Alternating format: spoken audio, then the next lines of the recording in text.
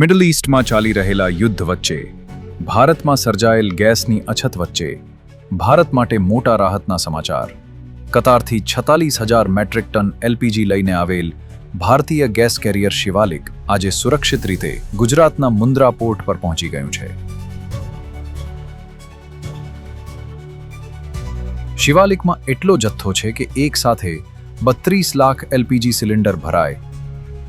Israel અને Iran વચ્ચે વધતા તણાવને કારણે સ્ટ્રેટ ઓફ હોર્મુઝ, જેમનું વિશ્વનું સૌથી મહત્વનું ઉર્જા માર્ગ છે, ત્યાંથી જહાજો પસાર થવું જોખમી બની ગયું હતું. છતાં પણ ઈરાની સત્તાવાળાઓએ ખાસ મંજૂરી આપી અને ભારતીય ધ્વજ ધરાવતા 2 જહાજ શિવાલિક અને નંદા દેવીને માર્ગ ખુલ્લો રાખ્યો.